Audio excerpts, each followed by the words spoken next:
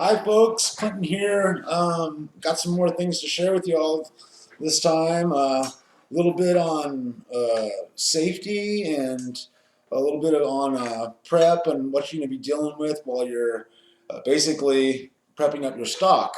Um, One of the biggest things about safety is not getting in a hurry.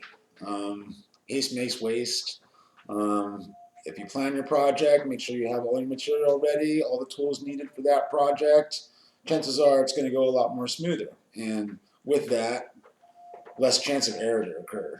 And that's normally when things go wrong is when you get in a rush, fumbling around for things, you touch some sharp glass, you touch some hot glass, one thing leads to another. So I really recommend just thoroughly checking all your ins and outs for whatever project you're working on. I'm going to go into a little bit about breakdown of prep. So I got a little 10 mil rod here and a 10 mil tube. Now you're going to be constantly cutting down larger rods, 4-foot lengths into usable sections. So I have some gloves just for you beginners, some protective eyewear, and a mask. Now when I score the glass, it basically cuts a line into the glass, but what's happening is all these little sharp fibers are flying everywhere. You don't want to be breathing those or getting them in your pores and your hands and whatnot. So one of the big things is just be aware of that. As you're scoring it, you're basically creating glass dust, and it's pretty sharp stuff. So I have a small scoring tool here.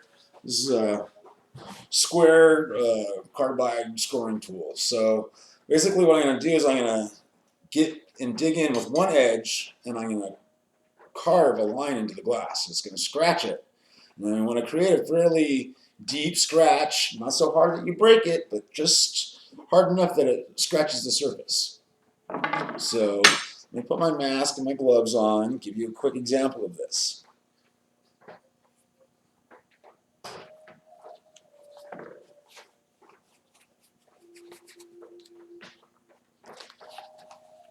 So I really recommend in the beginning using protective eyewear, anytime you're cutting or breaking glass. So you want to be careful when you score not to crush the glass, but just deep enough to carve it.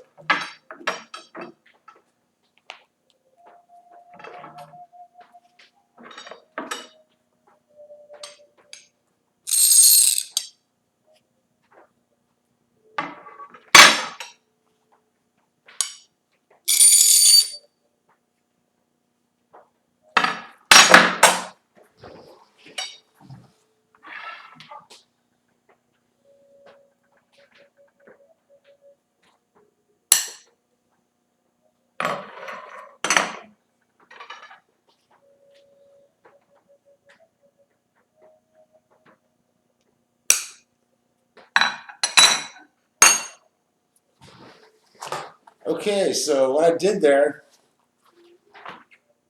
is I scored a line in the glass, and then I got the ends wet. Now what that did is that helped basically control a lot of the fibers that were flying everywhere from the little glass granules as I was cutting into the glass. So it helped kind of maintain a lot of those fibers, but also when I do the break, it followed the least path of resistance. So all the little tiny frays that occur during that cut, it may have a tendency to want to break to one side or the other. So when you get it wet, it also helps the breaking factor and how clean the break is. You don't have to use water. You can just do it dry, but it is a little bit better if you do use water. It helps basically maintain the fibers and also helps it break easier. So after you go through and do all your prep, breaking down all your stock, one of the things while your torch is operating, you want to consider anything below your torch is going to get hot. So you want to get used to having your tools to the right or your left side. These are rod rests. Now these are really handy because it helps keep your hot ends off your bench, off your working space, and plus that way you can kind of keep track of what end's hot, and also your tools, keep your tools off the bench, keeping dust from keeping on them and whatnot. So Rod rests are really nice and handy to have. So what I'll do after I cut down my rod is I'll fire up my torch, and then I'll slightly fire polish the edge. That's where I slightly round out that sharp edge so I don't cut myself when I go to use this as a blow tube. I'm going to be putting this in my mouth, and I don't want it sharp, so I'm cutting my lips. So definitely want to go through, start with one, fire polish it, set it down, and then anything you're going to be using as a tool, as a hand, as you're spinning it, that sharp edge could be cutting the back of your hand. So you want to go through and fire polish the back ends of all your punchies or your rods as handles. So basically, I'll go through and I'll round that rod out, so that way when I'm handling it, it's not going to be cutting me. I'll do that to all the rods that I cut, so that way I got a nice clean edge. All the blow tubes, same thing, little 10 mil tubing. I'll fire polish that, so when I add air to it, I'm not cutting my mouth. So that's a good little tip for safety, just some of the basic mechanics about cutting yourself or burning yourself. Good organization, bench organization is really crucial. It helps to, prepare your things, but also keep in mind, the radiant heat. Could be heating up your tools, so you want to keep them far away from your radiant heat source.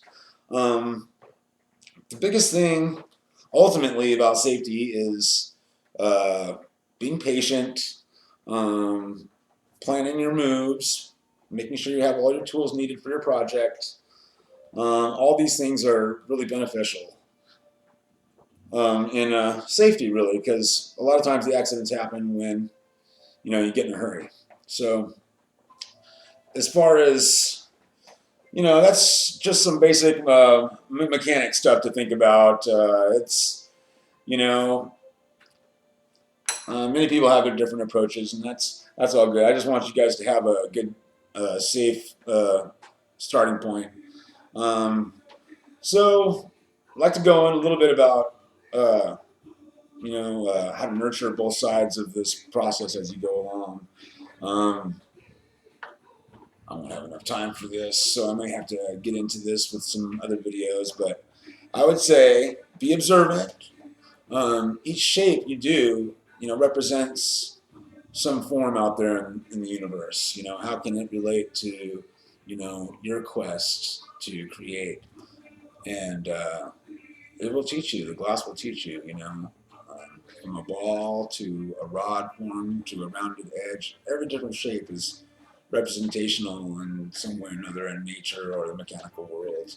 And it's just really endless on the possibilities of what you can do with the glass.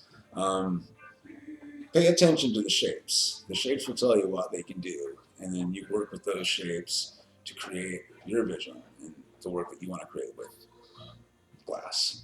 I really enjoy these videos. It's been a fun. This is going to be the last of the Silly Hat videos. So mainly this 5 courses or videos were set up for the beginner, and I hope some of these ideas and concepts kind of help seed you in a good direction, and look forward to sharing some more stuff with you. I have some in-flame videos coming up here real soon. I figured it's about time to show you guys what's really going on in the flame, more than just conceptual stuff, more than the basic mechanical stuff. Although it is needed, a lot can be learned just from watching the glass in the flame.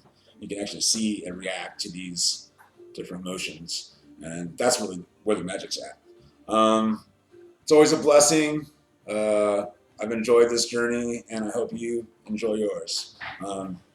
Salute, and be good to each other. It's a tough world out there. We need more kindness, and I know you know that. So much love, y'all. Peace.